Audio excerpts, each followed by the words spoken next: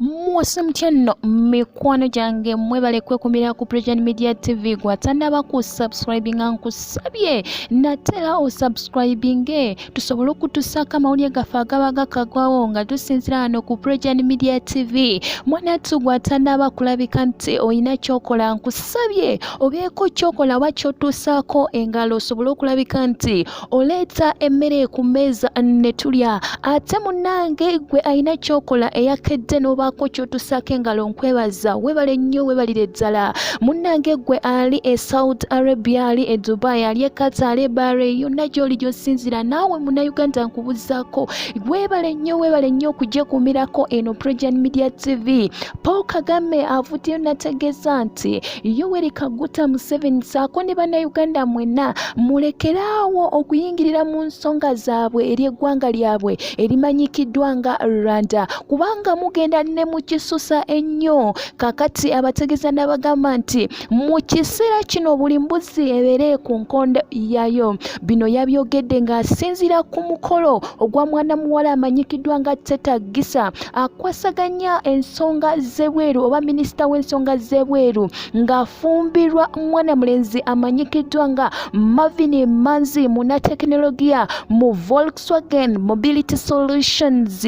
Era yagenze mu maaso ne yeebaza nnyo Teta Gisa okulabika nti yeewaayo mu kiseera kino ng'alabika nti akolera e Rwanda naye n'anyigira nnyo brother we oba muyite mwannyina ataliyo Rwanda yagenda n'asalawo alabike nga akolera ebweru n'aganya ddala okulabika nti abeera mu ggwanga lyattu erya Rwanda ery'ewaabwe. Yamutegeeza n'agamba munyivu nnyo n'ategeeza sisita we n'amugamba alina okulabika nti akola ekisoboka asobole okulabika nti akomawo eka kubanga ye enkolagana ye ne Fred Rwigema taata wa Teta Gisa enkolagana yaabwe yava dda. Ku mukolo kuno kwennyini kwe yasinzidde n'agamba nti tewaliwo omuntu yenna yabayambako mu kununula eggwanga lyabwe erya Rwanda. N'olw'ensonga eyo temuddayo kulabika nti muddamu okuyingirira ensonga zaffe. Yageze maaso n'ategeeza nti buli omu akole ebibye, tewali n'omu yabayambako oba mu magye oba wa, tewali n'omu yaleeta kintu kyonna.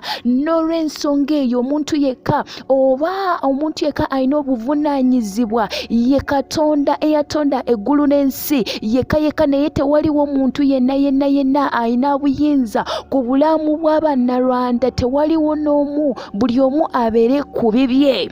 Yegenze mu maaso era n'ategeeza nti tewaliwo lutalo lwonna muntu yenna lwalina kubeeramu wadde olwa Kigali. Yagambye temutawaana buli mbuzi ebeere ku nkondo yayo. Kinajjukirwa nti emabegakaawo Uganda yavaayo nebeera nti erabika nti mu 1994 ekibuga Kigali Uganda nesindika abakulu okuviira ddala mu bajje bakomandazi abamaanyi okulabika nti bayamba mu kununula ekibuga kino ekimanyikiddwa nga Kigali. Uganda yayamba nnyo nesindika bannamagye nesindika abalwanyi bangi nnyo neyamba mu kulya mu ndya mu nsula saako n'okubeera nti abantu bano bafuna obujjanjabi obumala. Naye ate Paul Kagame President wa Rwanda wavaayo n'ayogera ensonga bwetyo. Buli omu kikuleka nga okyawuniikiridde ng'okyasiriikiridde. Lwaki akireese? Lwaki ayogedde bw'atyo?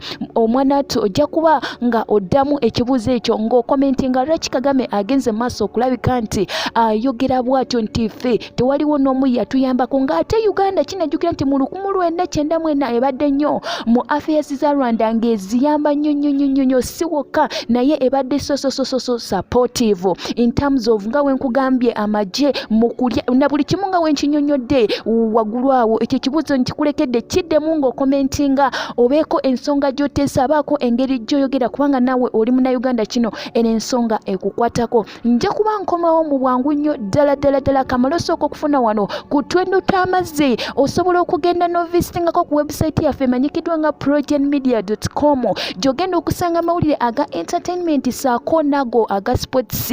Kankomewo katono mweraba.